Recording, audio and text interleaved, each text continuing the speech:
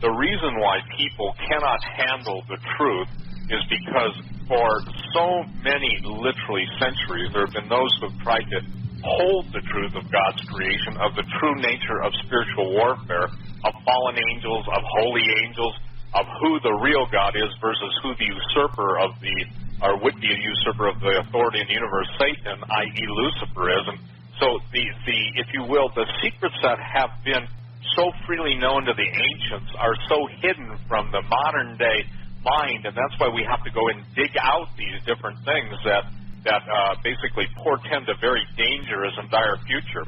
The book of Daniel literally talks about the literal revelations that Daniel was given, the visions that would be sealed up for the end time, and that at the time of the end, knowledge would increase greatly. And I think that's where we're at, Dr. Bill. Your work, my work, all of the collective efforts of all those who have been blowing the whistle, sounding alarms, screaming at the top of our lungs, and sometimes pounding our heads against brick walls, is to try and get people to recognize that there is a real control and a real supernatural. So many Christians will quote Ephesians 6, but they live as if there is no unseen war going on that affects them. And as you know, you deal, I deal, we deal with the unseen realm. So when the unseen realm comes into the seen realm, immediately there's denial. The story that I literally printed the letter, as you know, from a C-130 pilot from Afghanistan who was called to carry out the dead carcass of about a 12-foot giant in Afghanistan. Now, ladies and gentlemen, this entity had 6 fingers, 6 toes. He weighed in excess of 1,250 pounds because when these guys loaded on a C-130, they have scales, they balance their load. He knew the pallet number, and quite candidly, he contacted me because his mother told him she should contact me because he used to say prior to this event, Bill, that I was full of you-know-what. Right. Well, obviously, when you're a skeptic to begin with, and all of a sudden you're flying a top-secret mission out of the mountains of Afghanistan. Now, this giant was living in the caves up in the mountains, so when our different military troops and different groups were there looking for Al-Qaeda, all the different terrorists, that's where they encountered this entity. And the first advanced team, a team of 5 guys, encountered the giant, killed them, and unfortunately ate them. Now, we look to the history of the Bible. The Old Testament speaks specifically of Joshua and Caleb having to go to the Promised Land. And what people don't understand when they don't understand the original language, not that they have to read and speak Hebrew, but that it's very clear that when we're talking about the land of the giants, or Joshua and Caleb as being grasshoppers on the sight of these giants, and the giants were consuming the people, meaning eating them. The point is that there's something very strange when you even trace the practice of cannibalism throughout the world. You cannot track any of the cannibalistic acts without ending up with giants that were fleeing from some unknown point on the globe. So Jesus talks about the days of Noah. We're back to the days of Noah, and you and I today are going to talk about how sophisticated the genetic engineering has become, to the point where the devil is literally trying to, by using all the technology and all the hidden science and all the secrets of the universe, to basically destroy mankind and offer something better, something genetically altered, something genetically tweaked, where the seed of man will no longer stay and stay even relevant to the planet. That's what Jesus meant, by the way, when he said, if the days weren't shortened, and yet for the elect's sake they would be shortened, there'd be no flesh left alive. Yeah, what he's saying is almost the identical statements as the Hebrew of that Noah and the 8 were perfect in their generation, meaning they weren't tainted with the demon seed. Yep. And see, that's the thing. And now we've got the whole, as you and I just touched, and I want to thank you for the opportunity to come on and get into this in depth, but you and I, individually and apart from each other, but collectively, have been able to piece different parts of the puzzle together to point people in the right direction. Look, there is a mingling of seeds, and I want to deal with this right now.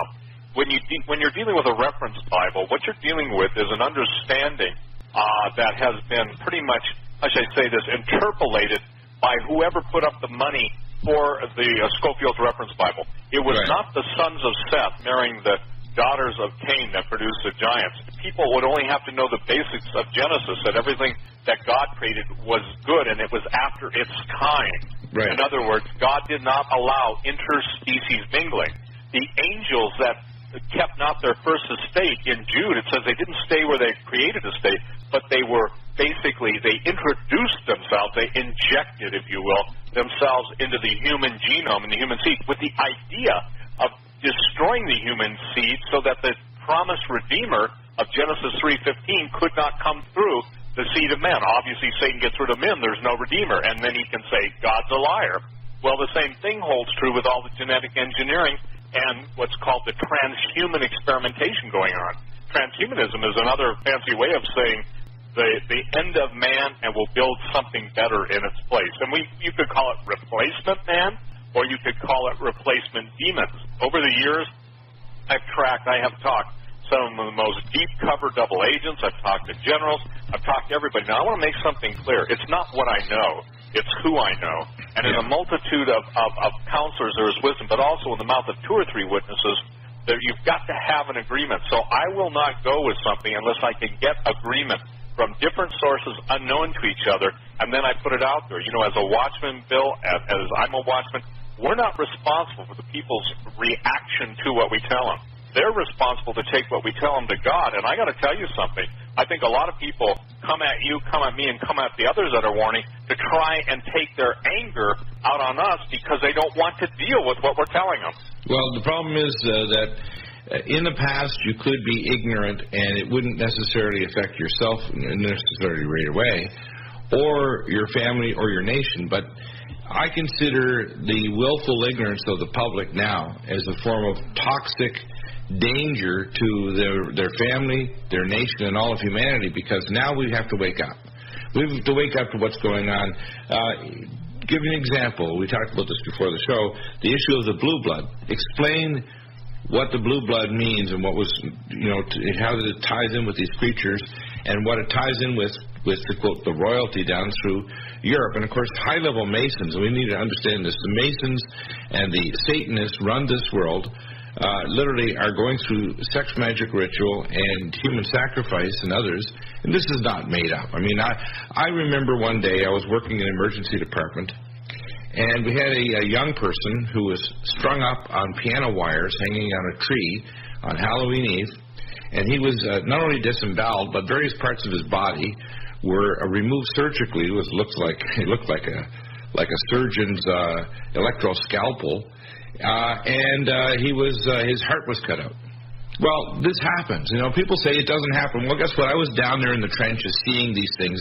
And believe me, at the time, I'm the skeptic, and the best skeptic is the best activist is one who's been such skeptic that you have to have the reality smack you right in the face, and you say, my gosh, this is real.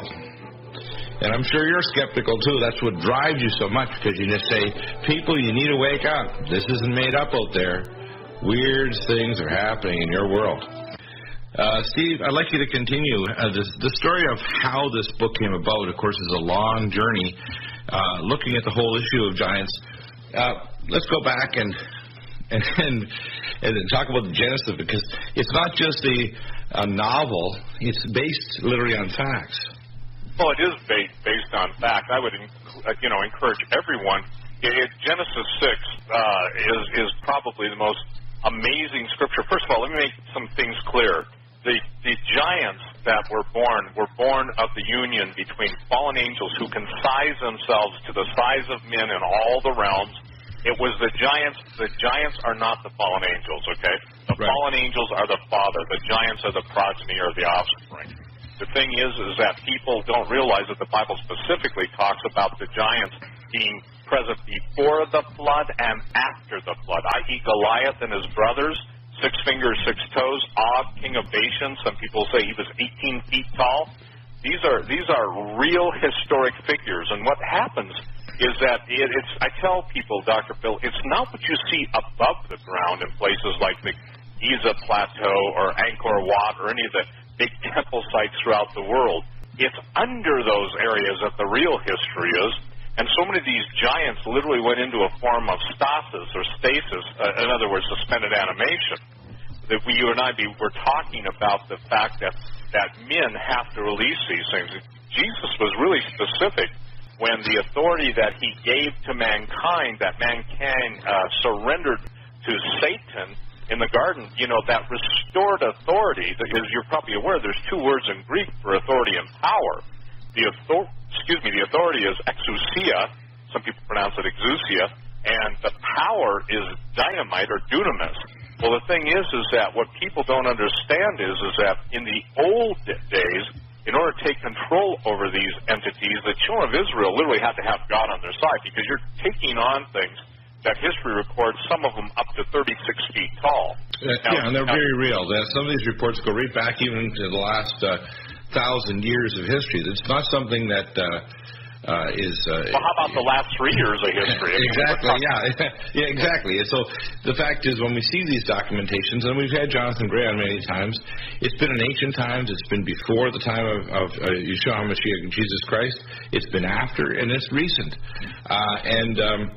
And that's what. Let me just say this. And what people seem to think is there are isolated instances of just these guys, one or two. What I'm told, and look, let me just share this with you. No, I couldn't know some of this stuff unless the people that really know it and deal with it told me it. Okay, I've done what I can do in the natural, but as trying to be faithful to my calling as a watchman, that calling is to see the danger and to absolutely warn of the danger. And then, people listen to Jesus. How about this? Jesus said the whole world lies in the evil one, okay? Right. So everybody wants to have now peace through the Obama Messiah, and they think that somehow this messianic calling or this messianic attribution to this man is going to deliver the world from its problems.